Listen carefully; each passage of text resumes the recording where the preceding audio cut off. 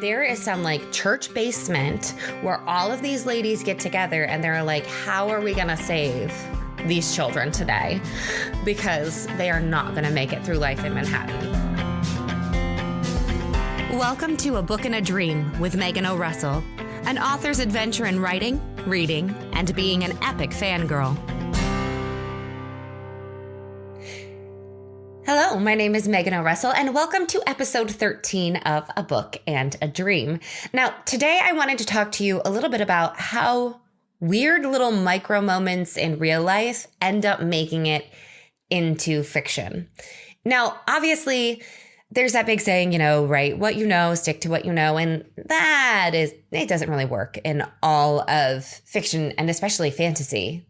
There would be no centaurs unless there's some giant government conspiracy to hide the centaurs that I just haven't heard about, which is possible. Who knows? Anyway, so if you're only supposed to write what you know, it's very limiting. And I would never recommend that to anyone unless you're writing a manual or a textbook. If it's fiction, do your research, obviously, but expand beyond that. But no matter what you choose to write in fiction, there are little moments of reality that are going to bleed into your book, whether you mean them to or not. There are some larger things, some intentional things that you have greatly researched in order to make sure that your book is accurate and can really draw the reader in. So for me personally, for things like the Girl of Glass series, it takes place in what's basically a set of biodomes. I'm a little obsessed with greenhouses and biodomes just as a human being. So I've been to a lot of botanical gardens and things like that. I went to the biodomes in Montreal in my honeymoon. It was very cool. There were lots of penguins. Awesome time. Highly recommend it. But once I started diving into writing Girl of Glass, I actively visited more because I wanted to know what it really smelled like, what the different kinds of planting technology currently are, which led to some awesome research trips. Epcot at Disney World, great botanical garden, lots of information there. There's also things like hiking up a mountain, like Mount Greylock, to make sure it worked for the tethering. There are things that I didn't mean to become research when I set out, but it totally did. Khao Sok Lake in Thailand ended up in The Girl Without Magic. Savannah, Georgia played a huge part in The Girl Cloaked in Shadow. But then there are also much smaller moments, like little tiny human interactions that get put into books. And sometimes you don't really mean to, and sometimes in your head you're like, aha, this person I remember from forever ago. This is where I use that interaction. And I started thinking about that smaller scale because I actually received a message from someone I went to college with saying that they had read the Girl of Glass series and they recognized something that one of our college professors used to say to us constantly in that book. And it was very cool. It's always cool to hear from a reader. It's really cool and a little bit crazy to hear from a reader that you have actually known from years before. Awesome. But it made me think about, other than that one little quote, what else have I put into the books, whether I mean to or not, that come from real human interactions? And there are actually quite a few.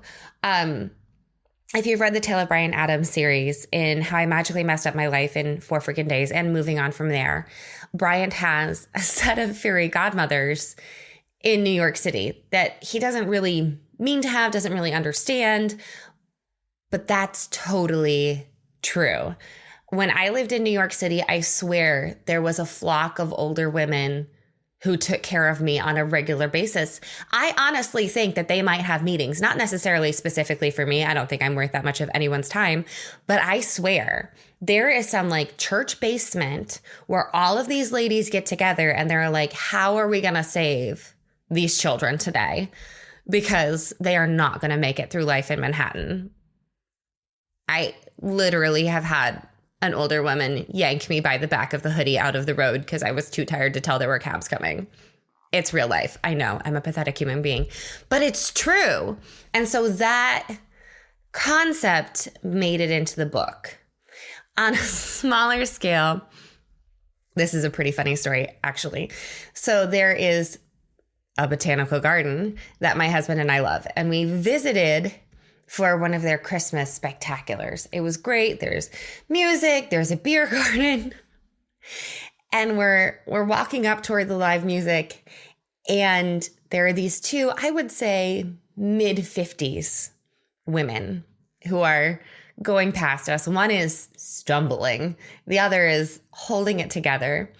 And the stumbler looks to her friend and full voice, though I'm sure she thought she was whispering, grabs onto the front of her friend's shirt and goes, Linda, I'm drunk. I managed to not laugh out loud in the moment, but as they were walking away and I got far enough away that my husband and I could laugh, my husband looked at me and was like, so which book is Linda going in? And it's true. It's in Fracture Pact. That's the current title of it. That book has not been published yet, but Linda is in that book. Linda is also now synonymous in my head for any dear sweet woman putting up with her drunken friends. Good for you, Linda. There's a lot of Lindas in this world, and they do a lot of work to protect humanity. There's also other things that come from me being weird in real life. As odd as it sounds, the character that is the closest to saying all the weird things that I do is Claire in The Tethering, to the point that my sister texted me after reading one of the Tethering books not long ago, a couple weeks ago, and said, so Claire is just you? Yeah, I can't actually argue with her on that one, except, I'm not magical and I'm not 12 years old. But other than that, yeah, we're basically the same person. There's also a lot of things that have come into the books from my life in theater. So the most obvious, of course, would be Nutty Cracker Suite, which is all about ballet. And a lot of the knowledge, the personalities, the insight into the joys and horrors of the dance world came from my experience in dance and my years in ballet. And there may or may not be a character that is, blatantly one of my ballet professors, things like that. And it is that experience that, having lived in the world, having worked with people who are basically those characters, though I wouldn't necessarily point to someone and be like, this is, you're completely Elle. No, it's a compilation of little bits of people. And I wouldn't tell them that because I like having friends.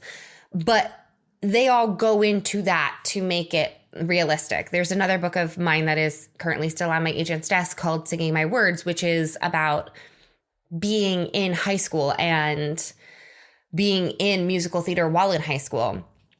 And there is a specific character in that who is in the LGBTQ community, which a lot of my friends in high school were because I was a theater kid. And that difference in dealing with your theater family where you're safe, where no one's going to care if you're in, you're out, you're halfway there, whatever it is, you do you, they're all going to love you anyway, versus the reality of the rest of teenage expectations. And so there were a lot of little tiny instances of those interactions between this is such a sad statement, but when do I have to switch that off in order to survive with non-theater people? When do I have to be me? When do I have to actually perform the part of being someone else as a survival mechanism? And so a lot of that went into Singing My Words. Now, to not end on, that sad and awful note about what we, put some members of our community through, in another book that is hopefully going to be published soon, I'm working on it, Fracture Pact, there's a book about magic, but there's caterers. There's lots of caterers in this book, like you do. And when I was living in Newport, Rhode Island, which is part of where they spend their time in the book, I lived in a mansion doing living history, and on weekends and evenings, they would do weddings. And so as extra to our actor salary, we could be like a mansion liaison to the caterers, which basically meant making sure the caterers didn't set anything on furniture that they shouldn't be touching. We were furniture guards. That's basically it. We were furniture guards. But watching the caterers interact with the super, super rich people and the chaos of it, there are little micro moments of those poor catering managers in that book. And it's one of those things where when I wanted to start writing out notes to do this episode of A Book and a Dream, I was sitting down and talking to my husband about it because we spend all of our time together. All of it. Really, literally all of it. So there's very few interactions that happen in my life that he wasn't there for, laughing or judging me, depending on what I'm doing. But I was talking to him about what other things have worked in with these specific moments.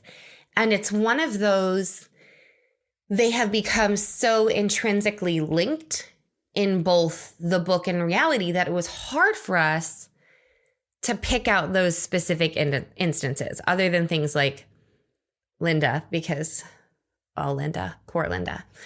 So for the writers out there, what micro moments, what little interactions or people watching moments have you pulled out of your real life and put into your work?